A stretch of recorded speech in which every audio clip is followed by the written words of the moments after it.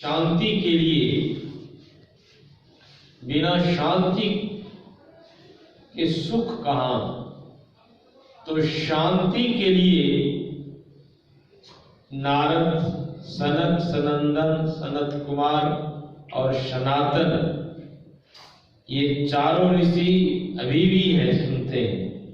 शास्त्र और महापुरुष कहते हैं कि अभी भी वो है।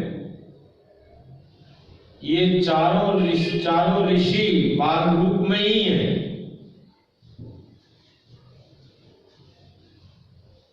तो नारद वहां उस ऋषि के पास में गए, महाराज मुझे शांति नहीं मिल रही है, सुख नहीं मिल रहा है, कोई उपाय बताइए। अब कहने का आशय है, नारद जो सारे लोग लोकांतर में आने जाने की शक्ति रखते हैं, सारे लोग लोकांतरों में जाने आने का शक्ति रखते हैं। 1 मिनट में वहां, थोड़ी ही देर में कहां से कहां आते जाते, फिर भी चैन नहीं है, शांति नहीं है। तो शांति के लिए जब सनक सनंदन से नारद ने कहा, तो नारद से पूछा कि आप क्या जानते हैं। नारद ने बहुत बड़ा लिस्ट दिखाया सनक सनंदन को। मैं वेद, उपनिषद, गीता, बहुत सारे क्षत्र विद्या, नक्षत्र विद्या, कितने कितने ज्ञान की बात कही।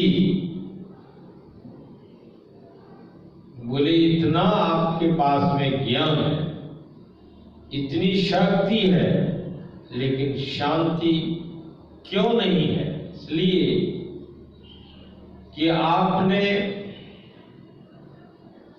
समझा नहीं है।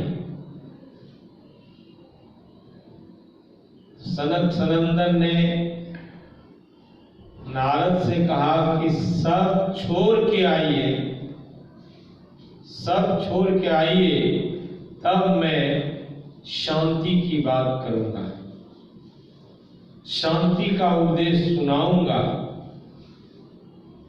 कहते हैं नारद इतना गया तो जरूर, लेकिन फिर दोबारे सनक सनंदन के पास में यदि गए होता, ज्ञान सुना हुआ होता, साधना करता, तो शांति सुख का वह मुख देखता। अभी भी उनको चैन नहीं है,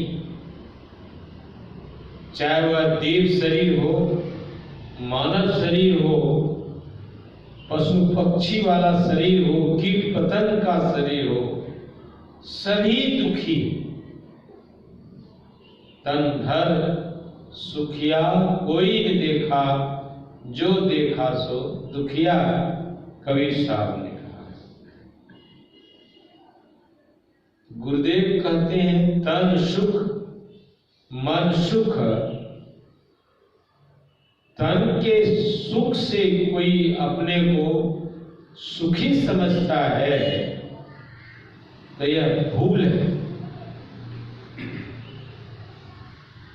तन के सुखी से कोई सुखी समझता है तो वह भूल है।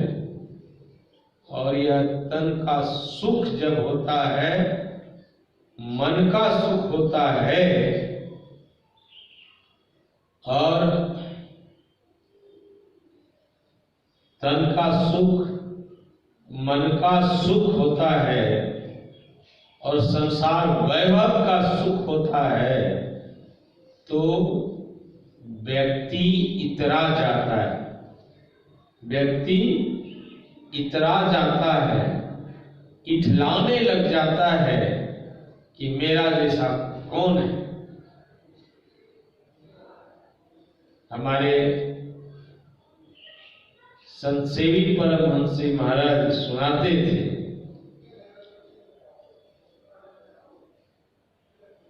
आज से कुछ वर्ष पहले की बात है। एक मनुष्य, एक सज्जन थे जिनका शरीर स्वस्थ था, सब चीज से सबल थे वो, लेकिन सब चीज से सबल होते हुए भी मन की जो स्थिति थी शांतिमय नहीं। वह क्या करता था, बड़ा आतताई बन गया, क्योंकि बल का घमंड था, आतताई बन गया था। गुरुदेव सुनाते थे, लोग उससे आतंकित थे।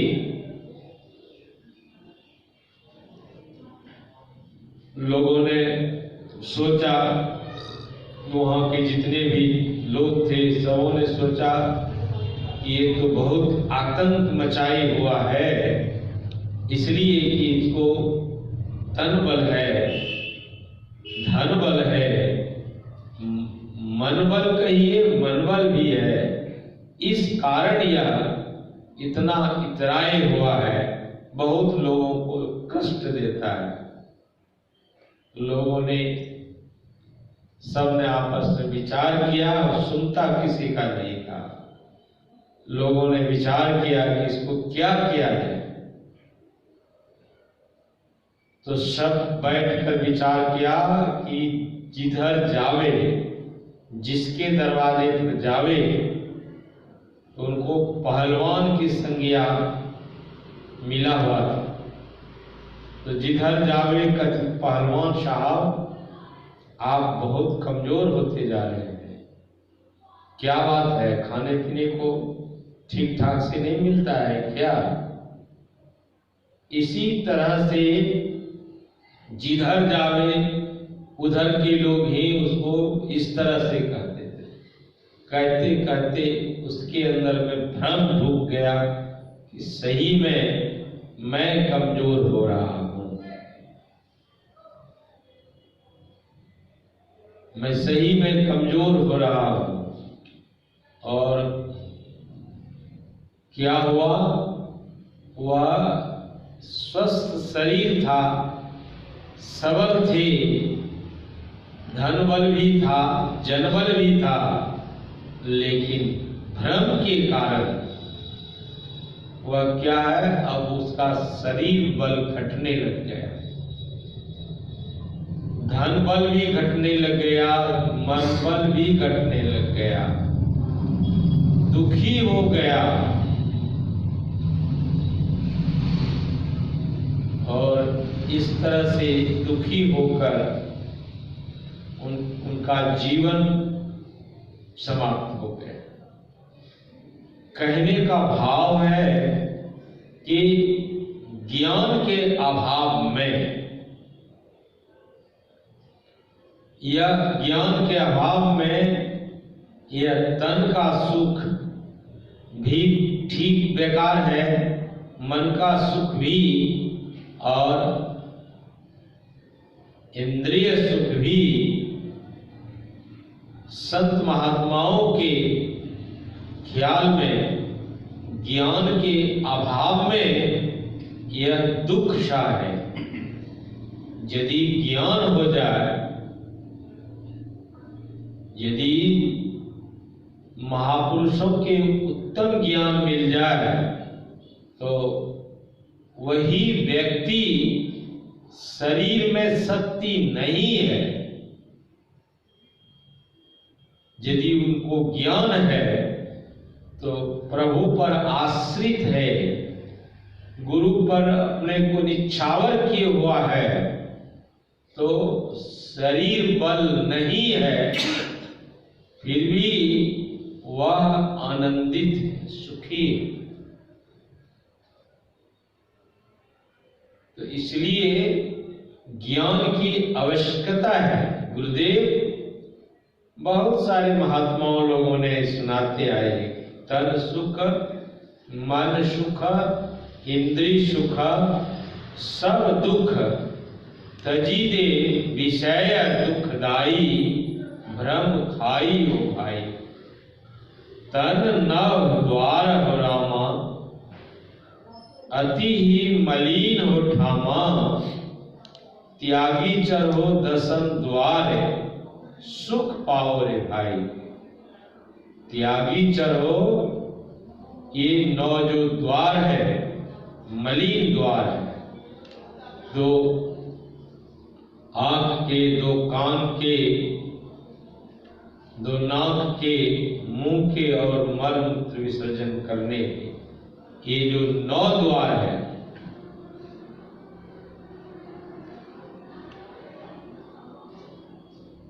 तन नभ द्वार हो रामा अति ही मलिन हो ठामा। त्यागी चढ़ो दशम द्वारे सुख पाओ रे भाई। वह जो 10वां द्वार है, 9 द्वारों से ऊपर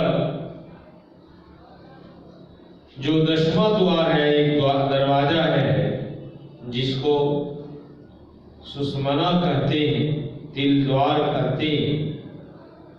क्रिया विशेष के द्वारा यदि उस सुषमना में जाएंगे, सुख वहां है। तन नभ द्वार हो रामा अति ही मलिन हो ठामा। त्यागी चढ़ो, इसको त्याग दो, क्या करिएगा? त्यागी चढ़ो दशम द्वारे सुख पाओ रे भाई। इस 9 द्वार को छोड़ करके 10वें द्वार में जाना पड़ेगा। इसलिए कबीर साहब की एक वाणी है, बड़ा अच्छा, कभी कभी मौका लगता है तो आप लोगों को सुनाने की सेवा करता हूँ। कबीर साहब के कथनानुसार कबीर साहब कहते हैं, कोई देखो लोगो नैया बीच नदिया डूबी जाए। यह जो सुषमना है, यह जो दशम द्वार है, इस दशम द्वार को बहुत कम लोग जानते हैं। यदि वह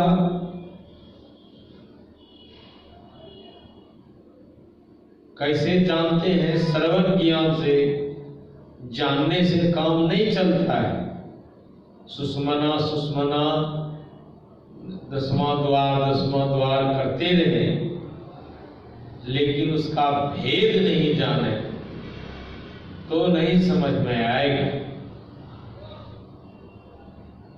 इसलिए उस भेद को जानने के लिए कबीर साहब की वाणी है, कोई देखो लोगो नैया बीच नदिया डूबी जाए। कोई देखो, कोई देखता है, क्या देखता है? नैया बीच नदिया डूबी जाए। सभी लोग जानते हैं कि नदी में नाव डूबता है, लेकिन नाव में नदी डूबते हुए कोई नहीं देखा होगा। नदी में नाव डूबता है यह सब कोई देखता है, लेकिन नाव में नदी डूबता हुआ कोई नहीं देखता। कोई देखो लोगो नैया बीच नदिया डूबी जाए। बड़ा आश्चर्य लगता है संत कबीर साहब की वाणी। चीटी चलली अपनी ससुररिया, चीटी ससुराल चली है। और ससुराल जाने का जो रास्ता है यहाँ पर, वही 10वां द्वार है। वहीं से सुख का आरंभ होता है, क्योंकि नैहर में दुख है, ससुराल में सुख है।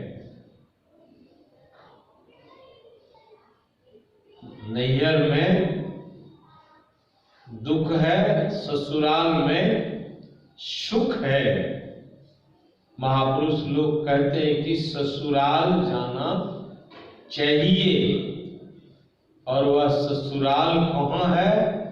ससुराल वही ईश्वर परमात्मा, क्योंकि हम उसी ईश्वर परमात्मा के नैहर में जब तक रहेंगे, यह नैहर दुखदाई है। गुरुदेव की वाणी में आया है, जनी लिपटोरे प्यारे जग परदेसवा सुख कछुआ नाय। यह परदेसवा काल को भेसवा जोरे आवे दुख पाए। सुधी करो प्यारे हो आपन देश को, जहां कलेश कछु नाय। वही कवि साहब पति की बात करते हैं कि चीटी चलली अपनी ससुररिया, नौ मन काजल लगा। चीटी किसको कहा गया है? हमारे सूरत को चीटी की संज्ञा यहाँ संत कवि साहब ने दिया है। उस 10वें द्वार में जहां सुख का रास्ता मिलता है, कौन जाएगा? ये जो इंद्रियां हैं, शरीर भी नहीं जाएगा, और ये जो इंद्रियां हैं, यह इंद्रियां भी नहीं जाएगी। मन उल्टे तो सूरत कहावे। जब मन उलटता है, यानी बहिर्मुख से अंतर्मुख होता है, तो इस मन को ही सूरत की संज्ञा हो जाती है। तो यह सूरत क्या है? यही चीटी है। यानी मन बहिर्मुखी जब तक है, तो फैला हुआ यह बहिर्मुखी मन नाम रूपात्मक जगत में फैला हुआ है। जब तक यह मन इस संसार विषयों में फैला है, 9 द्वारों में यह मन का फैलाव है, तो सुख नहीं मिलता है। मन को बहिर्मुख से अंतर्मुख करना पड़ता है साधना विशेष के द्वारा। तब यह सूरत की संज्ञा मन की हो जाती है। इसलिए कवि साहब कहते हैं चीटी किसको कहा गया? जो सिमटे हुए मन है, बहिर्मुखी मन से अंतर्मुखी मन को चीटी की संज्ञा, क्योंकि बहुत बारीक हो जाती है। मन जब निर्विषय होता है, कितना मन का जो फैलाव है, मन के फैलाव में दुख है और मन के सिमटाव में सुख है। और जब मन का जितना हम सिमटाव करेंगे, तो कहाँ चलेंगे? तो अपने घर जाएंगे। इस प्रदेश से अपने देश को जाएंगे। प्रदेश में कोई सुखी नहीं होता जब तक वो अपने देश को नहीं जानता है। तो चीटी चलली अपनी ससुररिया, 9 मन काजल लगाए। चीटी यानी सूरज अपने ससुराल को जब चली तो 9 मन काजल लगाए। यह 9 मन काजल, एक तो चीटी यदि बाहर वाही है, लोग यदि इसको समझना चाहेगा या जानना चाहेगा तो आश्चर्य लगेगा कि एक तो चीटी अपने छोटी है और 9 मन काजल कैसे लगावेगा, कहाँ लगावेगा। तो कबीर साहब की आशय है, कबीर साहब, ये जो 9 द्वार है,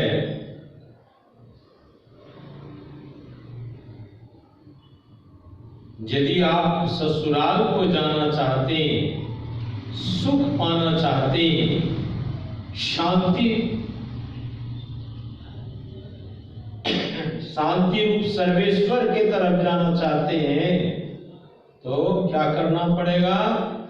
ये 9 द्वारों को बंद कर देना पड़ेगा। आंख को भी बंद कर दीजिए। आंख बंद करते हैं ये तो चलो काम चल जाता है। कान को बंद कर दीजिए, यह भी काम चलेगा। नाक को बंद करिएगा तब क्या होगा?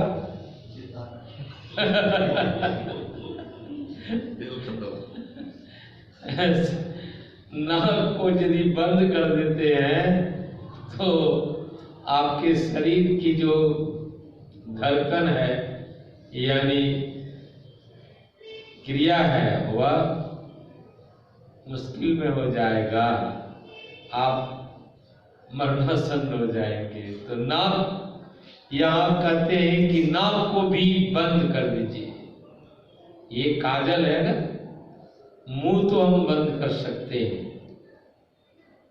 मुंह बंद कर सकते हैं, लेकिन मल और मूत्र का जो विसर्जन है यदि उसको बंद कर देते हैं तो आप रोगग्रस्त हो जाएंगे। लेकिन कहने का आशय है कि 9 जो द्वार है, 9 द्वार को क्रिया विशेष के द्वारा बंद करना होता है। आंख तो बंद हो कर लेते हैं स्वाभाविक ढंग से, कान भी बंद कर सकते हैं, मुंह भी बंद कर सकते हैं, लेकिन नाक, ये जो श्वास क्रिया है, इस श्वास क्रिया को यदि आप बंद करने लग जाते हैं या बंद कर दें तो आपकी हालत बड़ी बुरी तरह से खराब हो जाए। लेकिन यह नाक जो श्वास प्रश्वास की क्रिया हो रही है, इसके लिए प्राण स्पंद बंद हो जाई, मनहु तजे चंचलाई, संगम पर संध्या करो नित भाई। जो साधना विशेष के द्वारा जब वह 10वें द्वार में प्रवेश करता है तो स्वाभाविक ही है कि प्राण यानी श्वास क्रिया धीमे धीमे होने लग जाता है, रुकने लग जाता है, और होते होते वह बिल्कुल प्राण स्पंदित हो जाता है। और जैसे ही प्राण स्पंदित होता है, प्राण स्पंद बंद हो जाई, मनहु तजे चंचलाई, जो मन विषयों में जा रहा था और जगह जा रहा था, अब वह स्विच जाता है। इसलिए चीटी चलली अपनी ससुरलिया, 9 मन काजल लगाए। हाथी मारी बगल तर लिन्हा, ऊंट को लेना लटकाए, कोई देखो लोगो नैया बीच नदिया डूबी है। हाथी मन को कहा गया, हाथी मारी बगल तर ली ना, हाथी मारी बगल तर लीना, ऊंट को लेना लटकाए, कोई देखो लोगो नैया बीच नदिया डूबी जाए। मन रूपी हाथी को मारता है।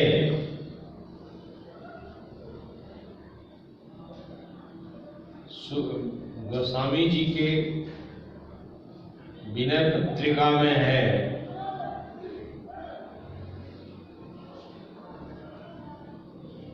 कि चींटी यानी सफरी मछली एक है, सफरी सन्मुख जल प्रवाह, सुरसरी बहे गज भारी, रघुपति भक्ति करत कठिनाई। गोस्वामी जी कहते हैं कि रघुपति भक्ति करत कठिनाई, कहत सुगम करनी अपार, जानहि जेहि बनि आई, रघुपति भक्ति करत कठिनाई। कहने में बहुत सुगम है लेकिन कठिन है, तो कठिन समझ करके हम करें नहीं, यह ठीक नहीं है। रघुपति भक्ति सुलभ सुखकारी, रघुपति भक्ति सुलभ भी है और सुखकारी भी है। दोनों बात को स्वामी जी ने कहा है। रघुपति भक्ति सुलभ है और सुखकारी है। और उसी विनय पत्रिका में रघुपति भक्ति करत कठिनाई, कठिनाई क्यों? कहत सुगम करनी अपार, जानहि जेहि बनि आई। इसी में आया सफरी सन्मुख जल प्रवाह। सफरी एक छोटी मछली है, जल के उल्टी प्रवाह में वह उत्तम ढंग से आगे बढ़ जाती है। लेकिन हाथी बहुत बड़ा विशाल शक्ति वाला विशाल काय है, लेकिन वह क्या होता है, नदी के प्रवाह में वह बह जाता है। तो यह जो मन है, जो विषयों को ग्रहण करते हुआ आ रहा है जुगों जन्मों से, यह विषयों में जाने वाला मन क्या है, वह आगे नहीं जा सकता है। वह तो सदैव विषयों की ओर ही जाता है। कोई महापुरुषों से यह विशेष क्रिया जान समझ करके सफरी बने, यानी वह जो सफरी मछली है, बहुत छोटी मछली है, वह धारा के उल्टी प्रवाह में जाती है। इसलिए सफरी सन्मुख जल प्रवाह, सुरसरी बहे गज भारी, रघुपति भक्ति करत कठिनाई। गोस्वामी जी कहते हैं, और वही कबीर साहब कहते हैं कि हाथी मारी बगल तर लीना, ऊंट को लीना लटकार, कोई देखो लोगो नैया बीच नदिया डूबी जाए। ऊंट को ऊंट कहते हैं तृष्णा। तो तृष्णा क्या है? संसार की वस्तु, विषय वस्तु की भी तृष्णा है। यह संसार विषय वस्तु की जो तृष्णा है, और तृष्णा पाने की, तो यहाँ ऊंट को लीना लटका है, ऊंट को मारता नहीं है, हाथी को तो मारा है, लेकिन ऊंट को लटका लिया है। कबीर साहब करते हैं, प्रभु मिलन की जो इच्छा है, प्रभु मिलन की जो इच्छा है जीव को, वह इच्छा, मिलन की जो इच्छा साधक बनाए रखता है कि कब प्रभु मिलेंगे, कैसे मिलेंगे प्रभु। भक्त प्रभु मिलन के लिए कितना आतुर होता है, कितना विह्वल होता है, कितना विलखता है कि प्रभु क्यों नहीं मिले, हम में क्या कमी है। रात दिन, दिन नहीं चैन। किसको दिन में चैन नहीं मिलता है? भक्त के लिए कहा है कि दिन नहीं चैन, रैन नहीं निदिया, तलब तलब कर बोल किए। जो भक्त को प्रभु पाने की ख्याल है, उसको दिन को चैन नहीं मिलता है। दिन नहीं चैन, रैन नहीं निदिया, रात में भी उसको नींद नहीं। रोता है, बिलखता है कि हे प्रभु क्यों नहीं मिलते हो। तो बहुत ऐसे भक्त जो इस तरह के होते हैं। तो ऊट क्या है? यही तृष्णा है। एक तो संसार विषयों की तृष्णा है, लेकिन यहाँ कबीर साहब का कहना है कि प्रभु मिलन की जो चाह है, वो चाह जिसका जीवन में बने हुआ है, यानी जो ऐसा भी हम समझते हैं कि दिन को हरि सुमिरन करो, रैन जागी कर ध्यान, भूख राखी भोजन करो, तज सोवन को वाम। चार पहरी नहीं जाग सके, आधी रात सो जाग, ध्यान करो जप ही करो, भजन करन को लाग। जो नहीं श्रद्धा दोपहर, पिछले पहरे चेत, उठ बैठो रटना रटो, प्रभु से लाओ हे। जागे ना पिछले पहर, करे गुरमत जाप, मुंह फारे सोवत रहे, ताको लागे पाप। यह पाप लगता है और यह पाप दुख का कारण है।